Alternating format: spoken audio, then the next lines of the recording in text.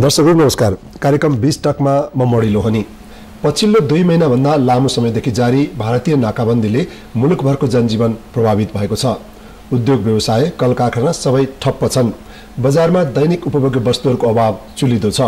मधेस आन्दोलन र त्यसैको नाममा भारतले गरेको अघोषित नाकाबन्दी हटाउन सरकारी पहल भइरहेको भनिए पनि कुनै ठोस निष्कर्ष निस्कन सकेको छैन। चीनसँगका नाकाहरू पनि सहज रूपमा सुचारू हुन सकिरहेका छैनन्। आज हामी नाकाबन्दीले आक्रान्त बनेको पछिल्लो अवस्थामा मुलुकमा रहेका घरेलु तथा साना उद्योगहरूको अवस्थाका बारेमा कुराकानी गर्नेछौँ। यसका लागि हामीसँग स्टुडियोमा हुनुहुन्छ नेपाल घरेलु तथा साना उद्योग महासङ्घका अध्यक्ष सुरेश प्रधान। सुरेश सर, यहाँलाई कार्यक्रममा स्वागत छ। नमस्कार। आराम हुनुहुन्छ? अहिलेसम्म आरामै छु भन्नु पर्यो। के छ, कतिको व्यस्त हुनुहुन्छ आज? व्यस्तताको हिसाबले भन्यो भने धेरै व्यस्त छ, तर उपलब्धिमूलक चाहिँ काम भइरहेको छैन। धेरै व्यस्तता केमा र उपलब्धि किन भइरहेको छैन? अब धेरै व्यस्तता भन्नाले यो जुन अहिले भर्खर तपाईँले भन्नुभयो मुलुकको परिवेशले कहाँ के कसरी निकास आउन सकिन्छ त्यसबारेमा हामी छलफलमा जुटिरहेका छौँ र पनि त्यसको परिणाम चाहिँ हामीले सोचे जस्तो आइरहेको देखिँदैन र भइरहेको पनि छैन। त्यसकारणले अब जुन हामीले इफोर्ट लगाइरहेछौँ त्यसको रिजल्ट चाहिँ राम्रो आइरहेको हामीले महसुस गरिरहेको छैनौँ। जस्तो नाकाबन्दीले व्यक्तिगत रूपमा चाहिँ तपाईँ कतिको प्रभावित हुनुहुन्छ? अब व्यक्तिगत रूपमा भन्नाले सर्वसाधारण जनता जति प्रभावित भएको छ म नि त्यसरी नै प्रभावित भएको छु। अहिलेको दैनिकीमा धेरै परिवर्तन आएको छ र त्यसले गरेर जुन टाइम सेड्युलिङ हामीले प्लान गर्छौँ त्यो राम्रोसँग गइरहेको छैन। भन्नाले घर गृहस्थीको कामदेखि व्यवसायसम्म त्यति नै हरेक पलमा हरेक मिनटमा हामीले क्राइसिस म्यानेजमेन्ट गर्दै आएका छौँ। घरेलु तथा साना उद्योगहरू जे जति छन् मुलुकमा त्यो कतिको प्रभावित छ? के असर परेको छ नाकाबन्दीले देख्दाखेरि 1, 2, 3 भनेर भन्दाखेरि? मूल कुरा अब तपाईँले पनि देखिराख्नु भएको छ र लघु घरेलु तथा साना उद्योगमा सबभन्दा ठुलो व्यवसाय सञ्चालन गर्नु नै भइरहेको छ अहिले। किनकि अब एक ठाउँबाट अर्को ठाउँमा जान आउन, कामदारलाई जान आउन, वस्तु र उत्पादनलाई पुर्याउनु र ती कुराहरूको बजारीकरण गर्नु, जति हामीले बजारीकरण गरिरहेका छौँ ती कुराहरूलाई व्यवस्थित रूपले गर्न सकिरहेका छैनौँ। त्यसका साथै अब व्यवसाय सञ्चालन गर्न हामीलाई चाहिने कच्चा पदार्थहरू पनि व्यवस्थित रूपमा हामीले ल्याउन र लान सक्ने अवस्था भइरहेको छैन। त्यसकारणले असर परेको छ। एकदमै असर परिरहेको छ। कुनै त्यस्तो डाटा छ सर, जस्तो कतिवटा उद्योगहरू एकदम चलिरहेका छन् अथवा चलेकै छैनन् अथवा तत्काल बन्द हुने अवस्था छन्? त्यस्तो ठ्याक्कै डाटा त अहिलेसम्म हामीले कलेक्ट गर्न प्रयासमा छौँ र आइसकेको छैन। र पनि अब वैशाख 12 को भूकम्पपछि हामीले जसरी कामहरू गरिरहेका थियौँ त्यो नै अपुरो अवस्थामा यो अनायास यो नाकाबन्दी र अघोषित नाकाबन्दी र यो बन्द हडतालले जुन असर परेको छ त्यसले गरेर यो डाटाहरू सङ्कलन गर्ने मनस्थितिमै कसैको दिमागमा आएको छैन, कसैले भन्न पनि सक्ने अवस्था देखिरहेको छैन।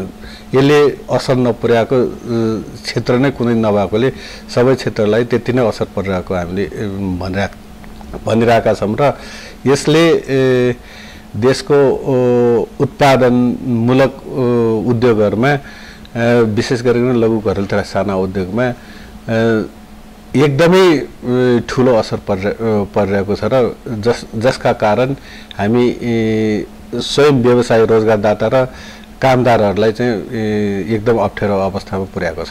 जस्तो कतिवटा उद्योगहरू अथवा कहाँका उद्योगहरूमा चाहिँ ठक्क कामै रोकिएको अवस्था त्यस्तो छ? अहिले विशेष गरिकन तराईका सबैजसो उद्यम व्यवसायहरू चाहिँ धेरै ठुलो मात्रामा चाहिँ असर परिरहेको छ र त्यो बाहेकका अलिकति पहाडी जिल्लाहरूमा व्यवसायहरू सञ्चालन भइरहेका छन्, तर जुन कुरा तराईबाट आउनुपर्ने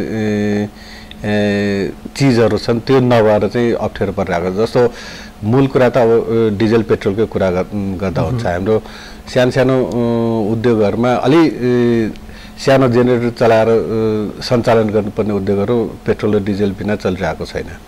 त्यस्तै अब कच्चा पदार्थ जुन आउनुपर्ने हो धेरै कुराहरू त स्थानीय उत्पादनबाट नै कच्चा पदार्थको रूपमा आइरहेको हुन्छ, तर पनि जुन इम्पोर्टेड अथवा अरू जिल्ला अथवा अरू ठाउँबाट आउनुपर्ने उत्पादनहरूबाट तयार हुनुपर्ने उत्पादन हो, ती उत्पादनहरूमा नै धेरै गाह्रो भइरहेको छ। हजुर, जस्तो कर्मचारीहरू अथवा कामदारहरू पनि छन् उद्योगहरूमा होइन, ती कर्मचारीहरूलाई कति काम दिन सकिएको छ? अब काम नभएपछि उनीहरूलाई कस्तो व्यवहार गरिएको छ, उनीहरूले पाउने सेवा सुविधामा के असर परेको छ, त्यस्तो केही छ? अब लघु घरेलु तथा साना उद्योगमा कस्तो हुन्छ भने थोरै कामदारहरू हुन्छन्, उनीहरूलाई अब काम दिन सकेन भने तलब दिनुपर्ने र उनीहरूलाई सेवा सुविधा प्रदान गर्नुपर्ने हुन्छ। कति लेभलमा अब करारमा भएकाहरूलाई अहिले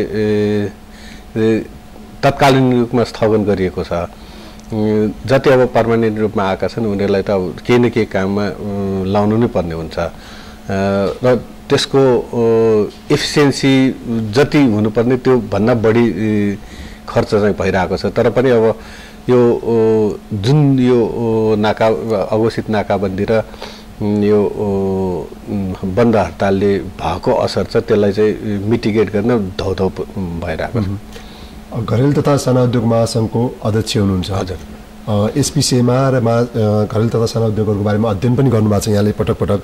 जस्तो हामीहरू कहाँनिर चुक्यौँ अथवा को चुक्यो र यो नाकाबन्दी अथवा यो अप्ठ्यारो अवस्था आयो भन्ने लाग्छ यहाँ आफूलाई चाहिँ?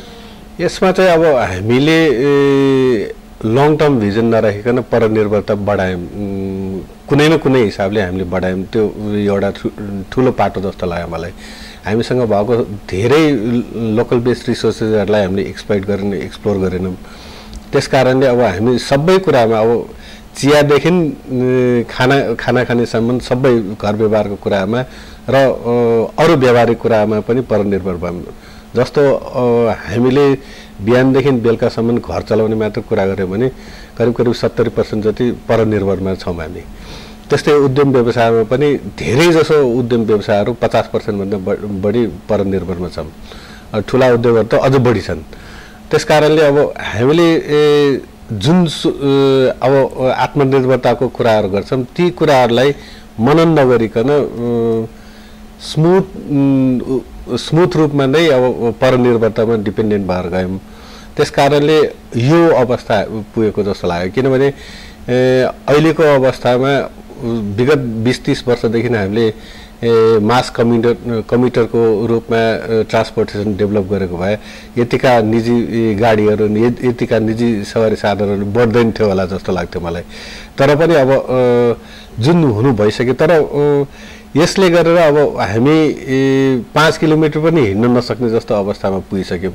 त्यो भनेको हामीलाई अल्छी बनाएको पनि हो जस्तो लाग्छ मलाई। जस्तो घरेलु तथा साना उद्योगहरूको उत्पादन के छन् तपाईँ एक्चुअली मलाई बताइदिनुहोस् त। जस्तो कुन चिजहरू हामी उत्पादन बेसिकली लघु घरेलु तथा साना उद्योगको उत्पादन भनेको दैनिकी उत्पादनमा जस्तो अब कुकिज बेकरीहरू भयो, बेकरी स्टेसनरी भयो, खानेकुरामा अब बेकरी र चाउचाउ साना मसिना कुराहरू भइहाले। त्यस्तै अब स्टेसनरीमा छन्। त्यस्तै अब ह्यान्डिक्राफ्ट बेसमा त धेरै नै छन्। त्यस्तै अब हामीले दैनिकी रूपमा चलाउनु पर्ने सामानहरू धेरै छन्। ती धेरैलाई हामीले पहिलादेखि नै यसमा हामीले मानिसलाई अलिकति बढी त्यसैमा बानी पारेनौँ होइन। हामी उनीहरू त्यतिखेर पनि परनिर्भरतातिरै लागेर त्यो उत्पादनको सँगसँगै अब हामीले के गर्यौँ भने कम्पेरेटिभली क्वालिटीको कुरामा, राम्रो कुरामा, प्याकेजिङको कुरामा गरेर विदेशी सामानहरूमा धेरै निर्भर बन्यौँ। जस्तो अब एकताका यहाँहरूलाई याद छ होला 2-4वटा पूजा साबुन र अरू लुगा दिने साबुनमा हामी धेरै आत्मनिर्भर भइसकेका थियौँ र त्यो पछि हाम्रो कन्जम्सन मोडालिटी र राज्य सरकारको कर नीतिले गरेर ती 1-2वटा सेक्टरको प्रडक्टहरू अहिले बजारबाट हराइसकेको छ। त्यस्तै अब स्टेसनरीमा पनि स्टेसनरी हामीसँग धेरै क्यापेबिलिटी हुँदा पनि हामी विदेशबाट आयातित स्टेसनरी चलाउँछौँ। हामीले बोक्ने कलम कापी सबै विदेशी नै हुन्छन्। त्यस्तै अब लुगाफाटामा पनि टेक्सटाइल इन्डस्ट्रीमा हामी करिब 40-50% को आत्मनिर्भरतामा गइसकेको अवस्थामा फेरि अहिले 12-15% मात्र छ भन्ने सुन्छु म। यस्तो कुराहरूलाई हामीले आफ्नै स्वावलम्बनताको कुरामा अथवा आफ्नै देशको विकास गर्न सक्नु हामीले एक त अब राज्यको विभिन्न नीति नियमहरूले गरेर त्यो पलायन हुन बाध्यता भयो र अर्को बजारमा कम्पेरेटिभली क्वालिटी भन्नाले पनि प्रेजेन्टेबिलिटीको हिसाबले अब हामीले पनि किन्न जाँदाखेरि नेपाली कपडा र अरू विदेशी कपडा हेर्दाखेरि नेपाली कपडा कम चोइस गर्छौँ र विदेशी कपडा नै बढी चोइस गर्ने बेला चाहिँ आइरहेको देख्छु म। त्यस्तो ती चिजहरू जुन घरेलु तथा साना उद्योगहरूसँग आबद्ध उद्योगहरूको लागि चाहिने कच्चा पदार्थ चाहिँ स्वदेशमै छन् कि हामीले विदेशबाट ल्याउनुपर्छ? स्वदेशमा अब ठुला सेक्टरको इन्डस्ट्री जस्तो टेक्सटाइलमा त धेरै हामी विदेशबाट आयात गर्ने अवस्थामा पुगिसकेका छौँ। त्यस्तै साबुन उद्योगमा पनि विदेशबाट आयात गर्ने अवस्थामा पुगिसकेका छौँ। अहिले केही अवस्थामा पुगेको हो कि स्वदेशमा नभएर हो? अब त्यो जस्तो अब सनपाटको कुरा गर्नुहुन्छ भने, जुटको कुरा गर्नुहुन्छ, पहिला हामी एक्सपोर्ट गर्थ्यौँ, अब हामी इम्पोर्ट गरेर त्यो इन्डस्ट्री चलाउने अवस्था आइसक्यो। त्यसले गर्दा ब्याकवर्ड लिङ्केज र फरवर्ड लिङ्केजलाई चाहिँ हामीले इन्टिग्रेट गर्ने कोसिस गरेनौँ। त्यस्तै अब चिनी उद्योग पनि पलायन हुने अवस्थामा हामीले देखिरहेका छौँ। भनेपछि हामी कहाँ चाहिँ चेनको रूपमा जस्तो सनपाटको एउटाले खेती गर्ने अर्कोले उद्योग चलाउने भयो भने न मिल्छ, त्यस्तो चाहिँ छुट्यो होइन? त्यो चेनहरू चाहिँ छुटेको छ र त्यसलाई अब विभिन्न नीति नियम र विभिन्न अपर्च्युनिटिजहरू क्रिएट गर्ने कुराहरूमा इन्टरनेसनल मार्केटमा इन्टिग्रेट गर्ने रूपमा ती कुराहरू राज्य र निजी क्षेत्रको सहकार्य राम्रोसँग नभएको कारणले चाहिँ यस्तो कुरामा सुरेश सर, तपाईँ जस्तो मानिस जो महासङ्घको अध्यक्ष पनि हुनुहुन्छ होइन, त्यही उद्योगहरू त्यही व्यवसायीहरूको अध्यक्ष हुनुहुन्छ, जस्तो हामीलाई यो चिज चाहिन्छ कच्चा पदार्थमा र त्यसको लागि खेती गर्न सकिन्छ भने खेती गरौँ यस्तो भनेर राज्यसँग त्यस किसिमको डायलगहरू भएको छैनन्, अथवा त्यो चिजलाई त्यो संयन्त्रमा चाहिँ अगाडि बढाउनुको लागि राज्यले सुविधाहरू दिन सक्ने अवस्था कुराहरू हुने गर्छ र त्यो प्लानिङमा पनि आउँछ। जस्तो अब कार्पेटको भनौँ, कार्पेटको करिब 8 अरबको एक्सपोर्ट गर्छौँ हामी। 8 अरबको एक्सपोर्टमा झन्डै 5-6 अरब त मेरो विचारमा न्युजिल्यान्डको उल मात्रै आउँछ होला, मलाई लागेको कुरा। अब हामी त्यस्तै पस्मिनामा पनि हामी राम्रो छौँ भन्छौँ, ती कुराहरू पनि बाहिरबाट आउनु पर्ने हो। त्यसको ब्याकवर्ड लिङ्केज भनेको हिमाली क्षेत्रमा हामीले भेडा पालन अथवा त्यो उल जन्ने के अरे यो पशुपालन गर्न सके भए त्यसले अल्टरनेटिभ चाहिँ हामीसँग अलिकति भए पनि हुन्थ्यो। तर यी कुराहरू विगत 3 दशकदेखि भइरहेको छ र यसलाई कमर्सियलाइजेसन र स्वदेशी कच्चा पदार्थ नै प्रयोग गरेर गर्न सक्ने उत्पादन चाहिँ के छन्? यसमा धेरै छन्। अहिलेको हिसाबले यो एउटा त यो उल नै भयो। अर्को हामीले यो कपास खेती, कपास विकास समिति झन्डै नलिफाइड न्यून स्तरमा छन्, उसको कामै छैन भन्दा हुन्छ। कपास खेती हामीले हराइसक्यौँ। त्यसले कपास खेती हामीले राम्रोसँग गर्न सके भए टेक्सटाइल इन्डस्ट्री हाम्रो अझै पनि गर्न सके भए त हुन्थ्यो। मैले भन्न खोजेको अहिले यो जुन नाकाबन्दीको अवस्था छ, यो नाकाबन्दीको असरबाट एकदम बेपरवाह रहेर उत्पादन गरिरहन सक्ने कुनै उद्योगहरू छन् हामीसँग? अब कम्पेरेटिभ र कम्पिटेटिभ एडभान्टेजको कुरा गर्दाखेरि अब हामीले गर्न सक्ने अवस्था भनेको कृषिमा आधारित उद्योग हो। जसरी जुनसुकै क्याटेगोरीको कृषिमा पनि हामी सक्षम छौँ र हामीले गर्न सक्नेछौँ, र पनि हामी कृषिमा आधारित प्रडक्टहरू धेरै इम्पोर्ट गर्ने अवस्थामा छन्, हामीले गर्न सक्ने कुरा। अर्को non timber based forest product भन्छन्, गैर काष्ठजन्य वनमा आधारित उद्योगहरू धेरै छन्। त्यसमा तपाईँले इसेन्सियल अइलदेखि धेरै कुराहरू आउँछन्, जडीबुटीको कुराहरू आउँछ। त्यसमा हामी इन्डिपेन्डेन्टली काम गर्न सक्ने अवस्था छौँ। हामी बोरामा एक्सपोर्ट गर्छौँ, बोतलमा इम्पोर्ट गर्छौँ, सानो बोतलमा। त्यस्तै अब खनिजजन्य आधारका वस्तुहरू जस्तो बहुमूल्य पत्थर र सेमी प्रेसियस स्टोनहरू हामीसँग धेरै छ र त्यसलाई अलिकति म्यानेज गर्न सक्यौँ र टेक्निकल्ली हामीले एसिस्ट गर्न सक्यौँ भने त्यसमा धेरै कुराहरू छन्। अहिले गर्न सक्ने भनेको सर्भिस सेक्टरमा पर्यटन र आइसिटीमा धेरै सम्भावनाहरू छन्। त्यस्तै अब यो जलविद्युतको धनी देश भन्छौँ हामी, त्यसमा गर्ने धेरै हुँदा पनि के कारणले हुन सकिरहेछन्। त्यो बाहेक पनि सोलर फार्मिङको कुरा, अल्टरनेटिभ इनर्जी, रिन्युएबल इनर्जीको कुराहरू चाहिँ हामीले गर्न सक्थ्यौँ तर गर्न सकेनौँ। आजको दिनमा ती कुराहरूले गरेर हामी धेरै प्रताडित भएका महसुस भइरहेको, ती चिजहरूमा अगाडि बढ्न नसकेर। हजुर।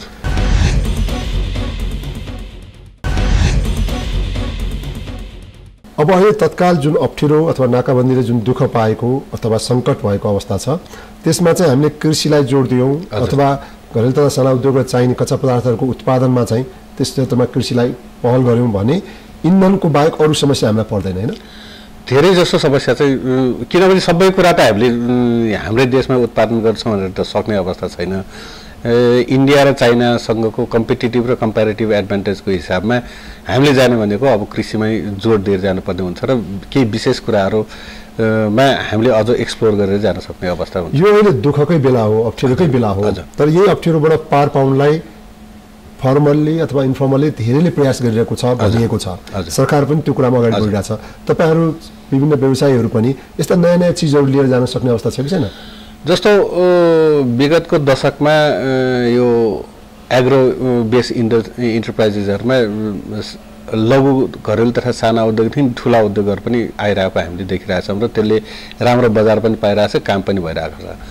त्यस्तै अब जसरी तपाईँले अब यो इन्टरप्राइजेसहरू इन्डस्ट्रीहरू अपरेट गर्नलाई फ्युलको कुरा गर्नुभयो। फ्युल त अब हाम्रो लाइफलाइन नै भइसक्यो, किनभने सबै कुरामा फ्युल चाहिँ चाहिने हुन्छ र पनि त्यसलाई कसरी म्यानेज गर्ने भन्ने चाहिँ हामीले गर्न सक्ने अवस्था चाहिँ रहन्छ। र पनि अब हामीले गर्नुपर्ने भनेको यो एग्रो बेस इन्टरप्राइजेसहरूलाई चाहिँ अझ बुस्टअप गरेर हाम्रो क्यापेसिटी इन्हान्स गर्नुपर्छ र हामी एक्सपोर्टेबल कन्ट्री चाहिँ हुन सक्ने अवस्था चाहिँ छ। त्यसको लागि जस्तो अब अहिलेको यो अप्ठ्यारो अवस्थाबाट पार पाउनको लागि चाहिँ र बिस्तारै इन्धनको विकल्पहरू खोजेर अगाडि बढ्नको लागि के गर्न सकिन्छ? महासंघले त्यस्तो किन होमवर्कहरू गरेको छ? अब त्यसको लागि चाहिँ 2-3वटा कुराहरू हामीले विगत 5-6 वर्षदेखि भन्दै आएका र कुरा गर्दै आएका र के कुराहरू प्रोग्रेसिभ रूपमा पनि आएको छ। जस्तो यो साना साना चाक्लामा कृषि गर्दाखेरि अब व्यवसायीकरण भएन र यसले प्रतिफल पनि राम्रो दिएन भन्ने कुरा छ। त्यसलाई कमर्सियल फार्मिङको रूपमा हामीले अथवा कन्ट्र्याक्ट फार्मिङको रूपमा जान सक्यो भने त्यो ठुलो एचिभमेन्ट हुन्छ र त्यसले हाम्रो प्रोडक्टिभिटी बढ्छ र इफिसियन्सी पनि बढ्छ भन्ने कुरा एउटा कुरा हो।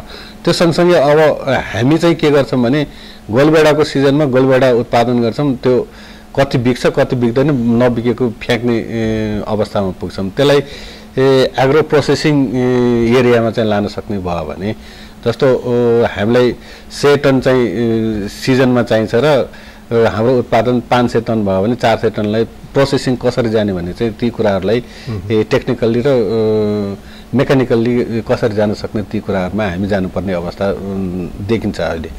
त्यस्तै अब अरू कुराहरूमा डाइभर्सिफिकेसन, त्यसको एग्रो प्रोडक्टको लाइफ इन्हान्स गर्नलाई, त्यसको लाइफ बढाउनलाई चाहिँ कोल्ड स्टोरेजहरूको एउटा हुनसक्छ।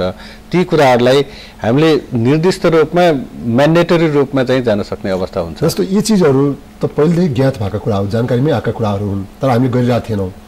घरेलु तथा साना उद्योगहरू धेरै चाहिँ विदेश निर्यात गर्नको लागि नै होइन बढी उत्पादन गर्यो। जस्तो हस्तकलाको धेरै लाग्यो र विदेश जापान 2टासम्म बढी पठाउन पाए हुन्थ्यो भनेर त्यसमा बढी सीमित भयो भन्न पनि सकिन्छ। त्यो हस्तकलाको बेसमा त धेरै जसो चाहिँ एक्सपोर्ट बेसमै छन्, त्यसमा निश्चित रूपमै एक्सपोर्ट बेसमै छन्। तर ती प्रडक्टहरूलाई लोकल मार्केट टार्गेट गरेर चाहिँ बनाउन सकेन, त्यो कुरा चाहिँ त्यो चाहिँ हामीले गरेनौँ नि होइन। जस्तो त्यसले मात्रै जस्तो यही कुकिजहरू अथवा जे हामीले उत्पादन गर्थ्यौँ त्यसलाई नै पनि अलिक बढी बजारीकरण गर्न सकेको भए परनिर्भरतालाई बिस्तारै हटाउन सक्ने अवस्था त बन्थ्यो होला। जस्तो 2-4वटा ब्रान्डहरूमा बिस्कुटमा र यो कुकिजहरूमा हामी झनै आत्मनिर्भर नै छौँ अहिले पनि। तर अब ठुला साना मजौला गरेर चाहिँ आत्मनिर्भर नै छौँ। र पनि हाम्रो बिहेभियर चाहिँ कस्तो भयो भने अब नेबीको बिस्कुट नै किन खाने, खजुरीको कुकिज नै किन खाने, अरू कोही खान पायो भने चाहिँ सहिलो हुन्छ जस्तो गर्छौँ हाम्रो फिलिङ चाहिँ त्यस्तो छ। तर अहिलेको सिनेरियोले चाहिँ के देखायो भने अब हामीले हाम्रै उत्पादनलाई बढावा दियौँ भने हाम्रो विदेशी मुद्रा पनि बस्ने हुन्छ र हाम्रो रोजगार पनि बढ्छ भन्ने चाहिँ कुरा। सरकारी पहल गरिदियो भने जस्तो स्वदेशी उत्पादनै प्रयोग गर्नुपर्ने अथवा स्वदेशी वस्तुहरूकै खरिद गर्नुपर्ने जस्तो नियम चाहिँ सरकारले विशेष गरी सरकारी कर्मचारीको लागि त्यस्तो गरिदियो भने उत्पादनहरू अथवा त्यो बजारीमा अलिक सजिलो हुने अवस्था आउन सक्छ नि। अहिले गएको वर्षमा एउटा चाहिँ त्यस्तो निर्देशिका चाहिँ जारी भएको छ। जस्तो सार्वजनिक खरिद ऐनमा पनि त्यो इन्टिग्रेट गर्ने भन्ने कुरा छ। 15% महँगो हुँदा पनि स्वदेशी वस्तु नै स्वदेशी उत्पादन नै खरिद गर्नुपर्छ भने 12वटा 14वटा क्याटेगोरीमा चाहिँ त्यो आइडेन्टिफाई भइसक्यो। सरकारी कार्यालय र सार्वजनिक सबै संस्थानले, निजी क्षेत्रको पनि संस्थानहरूले। तर त्यो कार्यान्वयन त भएको छैन। अब अवलम्बनको स्टेजमा थियो र भुइँचालो गएर यो अवस्थामा आएपछि ठ्याक्कै त्यसलाई टर्माइल गर्न सकिरहेको अवस्था छैन। मेरो विचारमा यो सेटलमेन्ट भयो भने त्यो अवलम्बन हुन्छ र अब हामीले चाहिँ त्यसैमा स्टिक भएर काम गर्नुपर्ने। त्यस्तै अलिकति बजारलाई बढाउनै लगियो भने चाहिँ कुन कुन वस्तुमा चाहिँ हामी चाँडै नै आत्मनिर्भर हुन सक्ने अवस्था देखिन्छ? अब नेपाल सरकार र निजी क्षेत्रको सहकार्यमा त्यो 12-14वटा क्याटेगोरी भएकोमा मलाई सम्झना भाषामा स्टेसनरीमा छ, ड्रेस कोडको मेटेरियलहरूमा छ, अनि दुध र दुधजन्य वस्तुहरूमा छ, लेदरमा छ, कन्स्ट्रक्सन मेटेरियलमा छ, ह्यान्डिक्राफ्टको आइटमहरूमा छ। यस्तै 12वटा क्याटेगोरीमा अब सबैले यही सामान किन्नुपर्छ भने चाहिँ निर्दिष्ट रूपमा आएको छ। त्यसलाई सबैले मनन गरेर काम गर्न सक्यौँ भने अबको दिनमा फेरि अर्को वर्षमा 12वटा क्याटेगोरीबाट 15वटा क्याटेगोरी होला, 15बाट 18 होला, त्यस्तै गरेर जान सक्यो भने हामी आत्मनिर्भर हुने अवस्था चाहिँ देख्छौँ। हजुर, भूकम्प आयो वैशाख 12 गते, त्यसपछि अलिकति उद्योग व्यवसायमा अप्ठ्यारो परेको थियो। त्यसको लगत्तै उठ्नेको प्रयास गरिरहेका थिए व्यवसायहरू, फेरि नाकाबन्दी पर्यो। यो नाकाबन्दी हटेपछि चाहिँ हामीसँग बाँकी रहने चुनौती के हुन सक्छन्, अप्ठ्याराहरू? अब यो नाकाबन्दी अथवा तपाईँले भन्नुभयो जस्तै बन्द हडतालको जुन सिनेरियो अहिले देखिरहेछौँ, भोलिबाट आजबाट यो खुल्यो भने केही नभए पनि मेरो हिसाबले 1.5 महिनाभन्दा कम चाहिँ लाग्दैन होला नर्मल लाइफमा आउनलाई। त्यो पछि अब हामीले गर्नुपर्ने भनेको गएको भुइँचालोले क्षतिग्रस्त भएका सबै जनमानस र उद्यम व्यवसाय, विशेष गरेर लघु घरेलु तथा साना उद्योगहरू त हरेक घरमा थिए। उनीहरूलाई रिभाइभ गर्नलाई सरकारले कुनै पनि किसिमबाट क्यापिटल इन्जेक्सन चाहिँ गर्नुपर्ने हुन्छ। उनीहरूलाई सफ्ट लोन दिएर, मिडियम टर्म लोन दिएर, लङ टर्म लोन दिएर। नाकाबन्दीभन्दा अगाडि त्यो प्रयास भएको थियो कि थिएन? प्रयासहरू भइरहेको थियो, तर अब त्यो काम गर्न इम्प्लिमेन्टेसन मोडमा चाहिँ गइसकेका थिएन र त्यो सर्वसाधारण जनतामा मात्र सीमित भएकोमा हामीले लघु घरेलु तथा साना उद्योगहरू पनि यसबाट प्रताडित थिए। यसमा अब लघु घरेलु तथा साना उद्योग र उद्यमीहरूलाई, उद्यम व्यवसायहरूलाई पनि केही हदको क्यापिटल इन्जेक्सनको पोलिसी चाहिँ आउनुपर्छ र प्रोग्रामहरू आउनुपर्छ भन्ने कुरा गर्दै गएका थियौँ। अब डाइभर्ट भयो। 2 महिनादेखि केही पनि कुरा गर्ने अवस्था नै रह्यो। अब अहिले त चलिरहेको उद्योगहरू पनि नचल्ने अवस्था आइसक्यो। अब त बन्द गर्दै जाने सेवा अरू उपाय देखिरहेको छैन। यतिखेर घरेलु तथा साना उद्योगीहरूको दायित्व अथवा राज्यप्रतिको भूमिका के हुनसक्छ यो अप्ठ्यारो अवस्थामा? जस्तो यतिखेर हामीले सरकारलाई गाली गर्ने हो कि होइन, अथवा नाकाबन्दीका खुलाउनुको लागि केही पहलहरू प्रयासहरू गर्ने हो कि, अथवा इन्धनको विकल्पहरू बारेमा केही सुझावहरू दिने हो कि के हुनसक्छ हामीले? अब इन्धनको विकल्प भनेपछि अब हामी ठ्याक्कै ओभरनाइटमा हामीले गर्न सक्ने अवस्था छैन। तत्कालीन रूपमा जे अवस्थामा हामीले सर्भाइभ हुन सक्छौँ त्यो गर्ने मात्रै हो। इन्डस्ट्रियल पर्पजको लागि जसरी अब तपाईँले डिजेल चाहिन्छ भने डिजेलको अल्टरनेटिभ नै हुँदैन, त्यसमा बिजुली दिएर पनि हुँदैन, पेट्रोल दिएर पनि हुँदैन।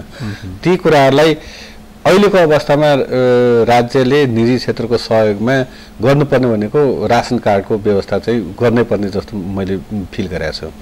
जस्तो अब कुनै पनि उद्योगलाई दैनिक 20 लिटर चाहिने कि 50 लिटर चाहिने कि 100 लिटर चाहिने त्यो सिस्टमले गरेर पछिका दिनहरूमा पनि यो फ्युलमा चाहिँ यसरी रासनिङ गर्नुपर्छ नै जस्तो लाग्छ। त्यस्तै इन्डिभिजुअल रूपमा पनि कसले कसरी युज गर्ने भने चाहिँ उनीहरूलाई कोटा सिस्टममा जानुपर्छ जस्तो लाग्छ। अर्को कुरा भनेको अहिलेको अवस्थामा देश एकदमै ठिलठिलो भइरहेको अवस्थामा उद्यम व्यवसायले, लघु घरेलु तथा साना उद्यम व्यवसायहरूले आजको दिनसम्म पनि आफ्नो हैसियतले भ्याएसम्म त्यो मार्केट रेटमै उत्पादनहरू गरिरहेछन्, बजारमा पनि दिइरहेछ। अब आफूले ठेक्न नसक्ने अवस्थामा बन्द गर्ने अवस्था बाहेक अरू हुँदैन। र पनि अब कति सर्भिस डेलिभरीका कुराहरू जस्तो अहिले यहाँको मिडियामा पनि आइरहेको छ र अस्पतालसम्म पनि बन्द हुने अवस्थामा पुगिसकेपछि अब हामीले सोच्नुपर्ने भनेको यी उद्योगहरूलाई कसरी अपरेसनमा राख्ने भन्ने कुरा चाहिँ हामी सबैले सोच्नुपर्छ र ती सेवा सुविधाहरूलाई सस्टेनेबल रेटमा मार्केटमा जानुपर्छ भन्ने कुरा। सुरेश सर, हामी कार्यक्रम अन्तिममा आइपुगेका छौँ। म अन्तिममा सोध्न चाहन्छु, यो पछिल्लो अप्ठ्यारो अवस्थामा नाकाबन्दीको 2 महिना हुन लाग्यो, यो बीचमा बैंकहरूले कस्तो व्यवहार गरेका छन् उद्योग व्यवसायीहरूलाई, अथवा यहाँहरूको बैंकसँग सम्बन्ध अहिले कस्तो भइरहेछ? अब बैंकहरूको सम्बन्ध अब हेर्ने भनेको पुस मसान्तको बेलामा आउँछ। जस्तो अस्ति असार मसान्तमा धेरै प्रयासपछि चाहिँ केही हदसम्म लेभरेज चाहिँ पायौँ हामीले। भूकम्पको बेला भूकम्पको असरको लेभरेज चाहिँ त्यहाँ पायौँ। अब यो पुस मसान्तमा फेरि अब ब्याङ्कको 3 महिने कार्यक्रम आउँछ। मलाई जहाँसम्म लाग्छ ब्याङ्कहरूले पनि यो बेला चाहिँ सबै क्षेत्रलाई सहयोग गर्ने किसिमले त्यो लिबर्टी चाहिँ लिनुपर्छ जस्तो लाग्छ र नेपाल राष्ट्र ब्याङ्कले पनि त्यही किसिमको निर्देशन दिनुपर्छ भन्ने चाहिँ मलाई लाग्छ। अर्को कुरा भनेको अब यो टर्मोइललाई मिटिगेट गर्न अझै पनि राज्य सरकारले, मैले अघि पनि भने क्यापिटल इन्जेक्सनको कुरा गरेँ, यो क्यापिटल इन्जेक्सन भनेको बजारलाई मोबाइल बनाउनलाई पनि गरिराख्नुपर्ने हुन्छ। त्यसकारणले अब ब्याङ्कहरूसँग अहिलेसम्मको रिलेसन चाहिँ राम्रै देखाएको छु मैले लघु घरेलु तथा साना उद्यमहरूलाई। तथापि लघु घरेलु तथा साना उद्यमहरूको ब्याङ्कसँगको रिलेसन थोरै पर्सेन्टमा मात्र हुने हुँदा पनि अरू उद्यम व्यवसायहरूसँग पनि कुरा गर्दा अब चाहिँ अबको स्टेप चाहिँ कस्तो हुन्छ हामीले डर लागिरहेछ भन्ने चाहिँ कुराहरू, त्यो भित्री त्रास चाहिँ डेभलप भएको चाहिँ मैले महसुस गरिरहेको छु। त्यसलाई अब मिटिगेट गर्न नेपाल राष्ट्र ब्याङ्क र सम्बन्धित ब्याङ्कहरूले चाहिँ तपाईँहरूले महासङ्घको मार्फतबाट अथवा अरू कुनै सङ्घ संस्थाको मार्फतबाट राष्ट्र ब्याङ्कसँग सहयोगको लागि अहिलेदेखि अपिल गर्ने अथवा त्यस्तो केही पहल त भएको छैन? कुरेर बस्ने कि अथवा निर्देशिका आउनुभन्दा अगाडि केही होइन, भुइँचालोको अवस्थामा हामीले धेरै पहल गऱ्यौँ। त्यही अनुसार चाहिँ क्राइसिस म्यानेजमेन्टको रूपमा नेपाल राष्ट्र ब्याङ्कबाट भएको छ र यो बेला पनि हुन्छ भन्ने चाहिँ कुराहरू गरिरहेछौँ र अहिले पहल गर्ने बेला चाहिँ अहिले भएको छ। हजुर, सुरेश सर, हाम्रो कार्यक्रममा आइदिनु भयो, यहाँलाई धेरै धेरै धन्यवाद। धन्यवाद लोहनीजी। यहाँले पनि नेपाल घरेलु तथा साना उद्योग महासङ्घको तर्फबाट के कुराहरू राख्ने र आजको अवस्थामा लघु घरेलु तथा साना उद्योगको अवस्थाको बारेमा जानकारी दिने अवसर दिनुभयो, धेरै धेरै धन्यवाद। दर्शकहरू, उहाँ हुनुहुन्थ्यो सुरेश प्रधान, घरेलु तथा साना उद्योग महासङ्घका अध्यक्ष। उहाँसँग हामीले यो नाकाबन्दीले आक्रान्त भएको अवस्थामा घरेलु तथा साना उद्योगहरूको अवस्था के कस्ता छन् र के कस्तो उत्पादन भइरहेको छ भन्ने विषयमा र विशेष गरी परनिर्भरता हटाउनको लागि घरेलु तथा साना उद्योग महासङ्घ, घरेलु तथा साना उद्योगहरूले के कस्ता योगदान गर्न सक्छन् भन्ने विषयमा हामीले कुराकानी गऱ्यौँ। आजको 20 टक यति नै। नमस्कार।